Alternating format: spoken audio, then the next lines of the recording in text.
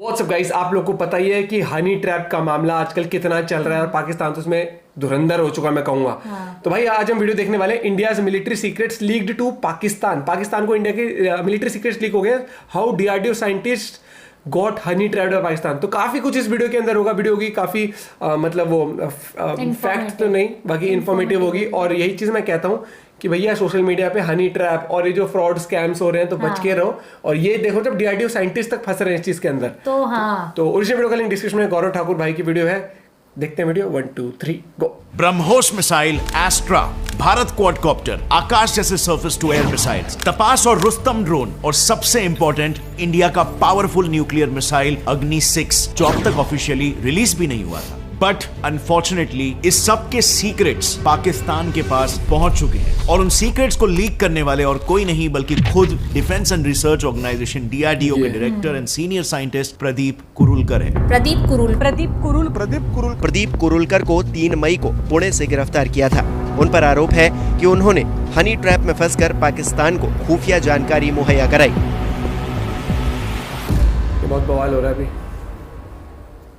अब जाहिर सी बात है प्रदीप कुरुलकर ने ये सब जानबूझ के जानते हुए वॉलंटरीली नहीं किया, बल्कि ये पूरा का पूरा केस एक हनी ट्रैपिंग का केस है जिसके लिए खुफिया एजेंसीज हमेशा से नोटोरियस रहे। इस केस में ये पाकिस्तान की खुफिया एजेंसी आईएसआई के यूनिट 412 की एजेंट जारा के विक्टिम बन गए। Now unit 412 is very dangerous क्योंकि इन्होंने अब तक इंडियन नेवल पर्सनल्स और डिप्लोमैट्स को हनी ट्रैप में फंसाकर करीब 7000 इंडियन सीक्रेट डॉक्यूमेंट्स को लीक किया।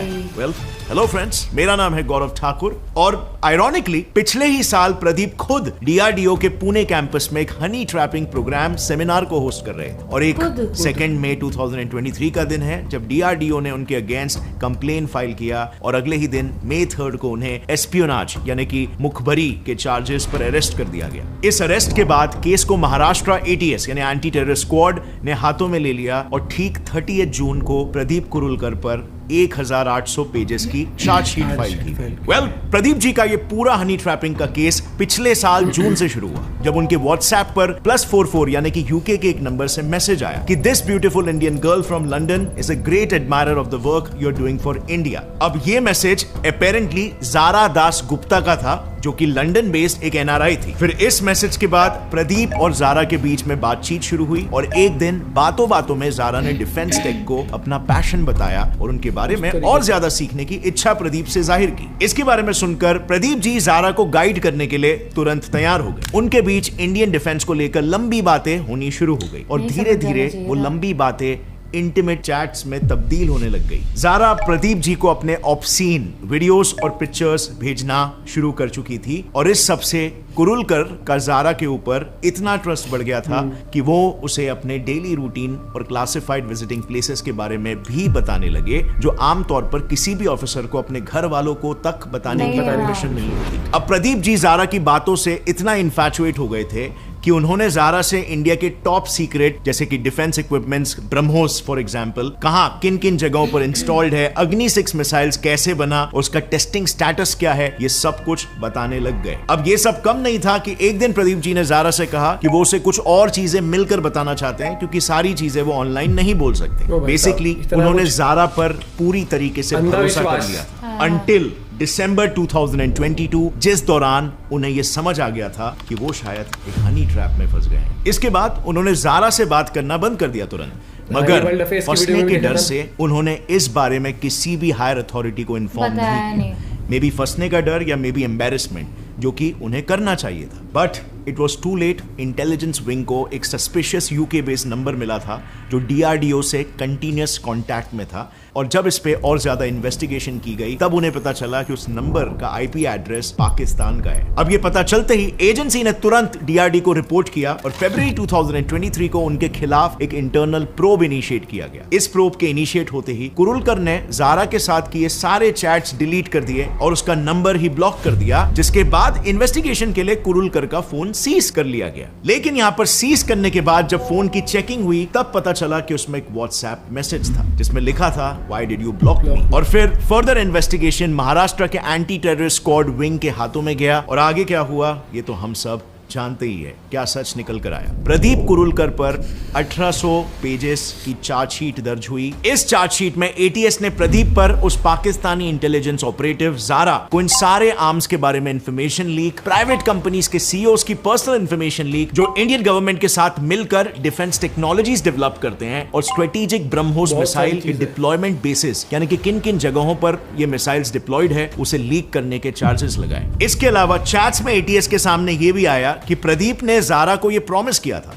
कि वो डीआरडीओ के किसी ऑफिशियल विजिट के लिए रशिया जाने वाले हैं और तब वो उसे मिलने लंदन आएंगे, और इसीलिए एटीएस को यह भी डाउट है कि प्रदीप ज़ारा से मिलकर वो सभी सीक्रेट्स ऑलरेडी शेयर कर चुके हैं जो उन्होंने कहा था कि वो चैट्स पर नहीं बता सकते। अब वैसे देखा जाए तो जिस रशियन ट्रिप के बारे में ये जिक्र कर रहे थे वो तो फॉर्चुनेटली कैंसिल हो गई थी, बट एटीएस को यह लगता है कि कुरुलकर ने जब एक बार मुंबई का डीआरडीओ गेस्ट हाउस पूरे एक दिन के लिए बुक किया था और जिसके सीसीटीवी रिकॉर्डिंग्स के मुताबिक उस दिन कुरुलकर से टोटल 6 अलग अलग फीमेल्स अकेले मिलने आई थी, उसमें ज़ारा के होने के और तभी इंफॉर्मेशन के लीक हुए होने के चांसेस काफी हाई है, क्योंकि 6 में से तो 2 महिलाओं ने यह बयान कर दिया कि प्रदीप ने उन्हें सेक्सुअली अब्यूज किया है, पर अभी भी बाकी 4 का कुछ पता नहीं है और इसमें ज़ारा थी या नहीं ये भी क्लियर नहीं हो पाया है क्योंकि मीडिया में इस गेस्ट हाउस बुकिंग्स को लेकर कोई डेट रिलीज नहीं हुआ। सो ऐसा बिल्कुल हो सकता है ये इंसिडेंट ज़ारा के हनी ट्रैपिंग के पहले का हो,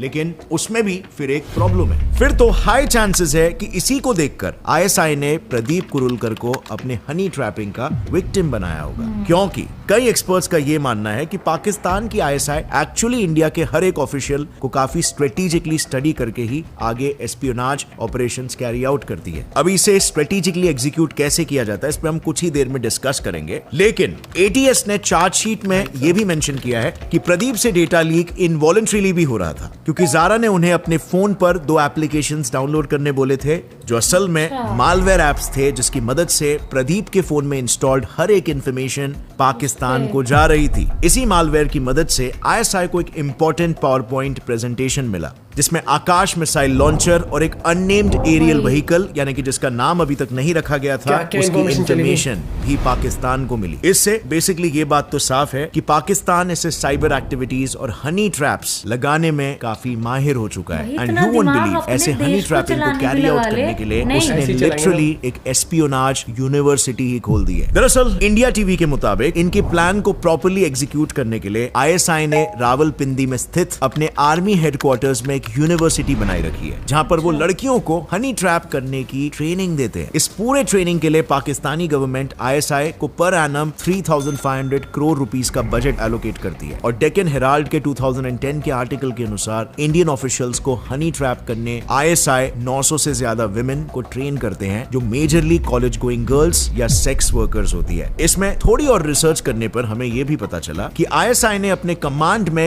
यूनिट 412 लॉन्च किया हुआ है जो कराची, लाहौर और इस्लामाबाद में बेस्ड हनी ट्रैप के मॉड्यूल्स चलाते हैं जिन्हें पाकिस्तानी कैप्टन्स और ब्रिगेडियर्स कमांड करते हैं। सो बेसिकली इस ट्रेनिंग में होता ही है कि सबसे पहले वो लड़कियों को अपना नाम बाकी कॉमन हिंदू नेम्स जैसे रखने के लिए बोलते हैं, जैसे खुशी, कल्पना, गीता, अवनी एटसेट्रा। उसके बाद वीडियो कॉल के दौरान इंडियन ऑफिशियल्स को कोई शक ना हो इसीलिए वो उन लड़कियों को हिंदू अटायर और इंडियन स्टाइल मेकअप करने में ट्रेन करते हैं। साथ ही उनके आसपास हिंदू गॉड या गॉडेसेस के आइडल्स रखे होते हैं ताकि वो पूरी तरह से हिंदू ही लगे। और जैसे इन लड़कियों की ट्रेनिंग पूरी होती है ये लड़कियां पाकिस्तानी इंटेलिजेंस ऑपरेटिव बनते हैं और दिन में 50-50 अकाउंट्स को हैंडल करते हैं। उनका ऑपरेशन काफी बेसिक है एक्चुअली। इसमें 2 मेथड्स को फॉलो किया जाता है, एक लॉन्ग टर्म और दूसरा short term. So basically long term में ये लड़कियां सबसे पहले सोशल मीडिया पर अपना अकाउंट बनाती है और टारगेट को फ्रेंड रिक्वेस्ट भेजती है, और फिर टारगेट जैसे ही इनकी रिक्वेस्ट को एक्सेप्ट करते हैं वो अपने टारगेट के हॉबीज और इंटरेस्ट को प्रॉपर्ली स्टडी करते हैं और उन्हें मैसेजेस करके कॉन्वर्सेशन में एंगेज कराते हैं। ऐसे ही रोज बातें कर करके लड़कियां उन टारगेट्स को प्रपोज करती हैं और उनका ये रिलेशनशिप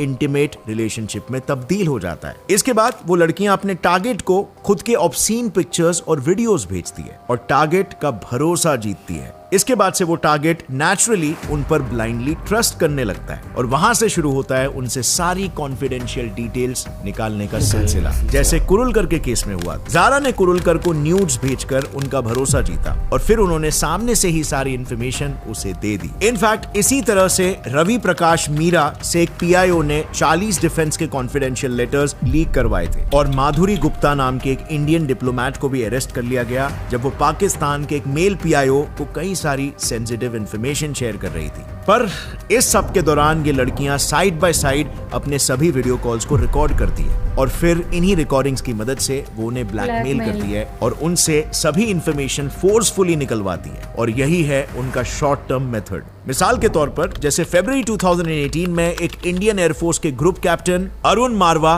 क्लासिफाइड इंफॉर्मेशन लीक करते हुए पकड़े गए थे। उनके साथ भी यही हुआ। जब अरुण ने इंफॉर्मेशन देने से मना किया था तो उन्हें उनके फोटोज लीक करने की धमकी दी गई। अब अगर ऐसे केसेस में लेट्स से ब्लैकमेलिंग के बाद भी अगर कोई नहीं मानता तो इनके पास तीसरा तरीका होता है जो है साइबर अटैक। हैकिंग के लिए पहले टारगेट को एजेंट्स arohi.doc, nisha.zip, hotpic01.zip ऐसे नाम के डॉक्यूमेंट्स या जिप फाइल्स भेजते हैं। अब ये फाइल्स दिखने में एकदम लेजिट दिखते हैं मगर उनके अंदर क्रिम्सन रैट नाम का एक मालवेयर इंस्टॉल्ड होता है और जब ऑफिसर डॉक्यूमेंट ओपन करता है तब वो मालवेयर टारगेट के डिवाइस में घुसकर उसका पूरा कमांड और कंट्रोल अपने अंडर ले लेता है। इससे ना चाहते हुए भी वो टारगेट अपने डिवाइस का सारा कॉन्फिडेंशियल डेटा पीआईओ के पास पहुंचाते रहता है। अब देखो फ्रेंड्स, ये हनी ट्रैपिंग ना कोई आज के जमाने की स्ट्रेटेजी नहीं है। इनफैक्ट ये काफी कॉमन एस्पियोनाज का तरीका है और हिस्टोरिकली होते आ रहा है। इनफैक्ट फ्रेंड्स, एक्सपर्ट्स के मुताबिक ये हनी ट्रैपिंग के ज्यादातर केसेस कोल्ड वॉर के टाइम पे काफी प्रोमिनेंटली सामने आते थे, जब सोवियत यूनियन ने बड़े पैमाने पर अपने एजेंट्स को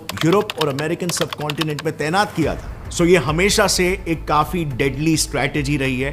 इनफैक्ट ये डीआरडीओ वाला केस भी इंडिया का इकलौता ऐसा केस नहीं है। पिछले कुछ सालों में ऐसे हनी ट्रैपिंग के इंडिया में 150 से भी ज्यादा केसेस सामने आए जिनमें एक सोल्जर से लेकर डीआरडीओ के हेड तक सभी को ट्रैप किया गया था और इसीलिए आज के तारीख में ऐसे केसेस इंडिया के लिए एक मेजर सिक्योरिटी थ्रेट बन चुके हैं और इस पे इंडियन गवर्नमेंट को विजिलेंटली ध्यान देने की बिल्कुल जरूरत है। सोशल मीडिया इस पे आपको क्या कर देना चाहिए? Comment down below and let me know. और साथ ही फ्रेंड्स, जैसे मैंने पहले भी कहा, पाकिस्तान करीब 3,500 करोड़ एनिमी एस्पियोनाज में इन्वेस्ट करता है जबकि उसकी इकोनॉमी क्राइसिस में फंसी हुई है, which is very ironic but actually quite believable for Pakistan. But चलो, not everything is going downhill for India at least, क्योंकि रीसेंट टाइम्स का एक मेजर गुड न्यूज है कि इंडिया ने finally for the first time in 70 years $3.75 trillion का GDP mark cross कर लिया है। ये रिपोर्ट वर्ल्ड के टॉप 3 क्रेडिट रिपोर्ट एजेंसीज में से एक मूडीज द्वारा पब्लिश की गई है and this is truly a huge achievement for India. इस पर हमने एक डिटेल वीडियो बनाया है जिसे आप यहाँ पर क्लिक करके देख सकते हो। बीइंग एन इंडियन, मैं ये चीज तो बोल रही थी कि पाकिस्तान अगर जितना दिमाग इसमें इतना अगर अपनी जीडीपी को अच्छा करने में लगा देना बहुत फर्क पड़ जाएगा, तो बहुत फर्क पड़ जाए उनका। मैंने ये बोला ना, उनका दिमाग इसमें चलता है थोड़ी दिमाग कि छोड़ो, अपने घर में रोटी मिले ना मिले पड़ोसी को नहीं मिलनी चाहिए। अरे वो वहाँ के अपने लोगों के लिए थोड़ी जी रहे वो कमाते हैं या तो नफरत के लिए इंडिया से या फिर अपना सर ने बात बोली तो बहुत बढ़िया कि सुनो, हम तो लंदन में पार्टी करेंगे, ठीक है, इस्लाम और ये वो अजान वगैरह ये सब पढ़ना, नमाज पढ़ना ये तुम करो, जो वहाँ की जो नॉर्मल आवाम है, जो जनता है, इसी तरीके से रहता है। हम तो ये करेंगे, हम तो देखो पार्टी करेंगे, हम क्या करें, हम आतंकवादी मतलब वो करे वाला पार्ट संभालना इन द सेंस कि उन्हें वो करना, अपने बच्चों को बाहर भेज देना, हर एक चीज उस तरीके से। और यहाँ पर भाई स्ट्रिक्ट एक्शन ये होना चाहिए सबसे पहले तो कि सोशल मीडिया एप्स बैन होनी चाहिए, एक 24 घंटे ना इन सर्विलेंस होनी चाहिए इनके फोन की।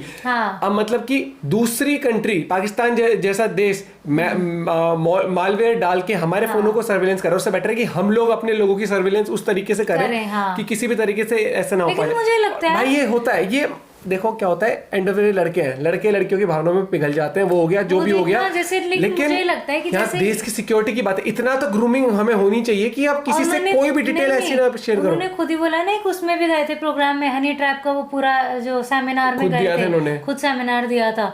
और क्योंकि मुझे ऐसा लगता है कि पर देखो, अगर इतने मतलब इस चीज के लिए इतनी ट्रेनिंग दी जा रही है तो पता नहीं वो किस लेवल तक बंदे को वो कर देते हैं कि बंदा मजबूर हो जाता है इस लेवल का साइन। बोला ना कि ब्लैकमेल भी करने जाता है। लेकिन मुझे ये लगता है कि जब अपनी फैमिली को नहीं बता सकते आप, तो आप किसी और को नहीं बताना, इस चीज के ऊपर फोकस। मान लो कोई है, हमने भी किसी नॉर्मल बात करी फोन पे, एक होता है ना अपना प्रोफेशन बताना। मान लो तू और मैं बात कर रहे हैं कि भाई तू कि मैंने ये था, या मैं क्रिकेट कोच था, ये अच्छा आज तूने ऐसे करा, आज तूने इस बच्चे के लिए ये बोला, आज तूने ऐसे, मतलब समझ रहे हो, वो एकदम डिटेल। अच्छा आज यहाँ पे साइन करे थे।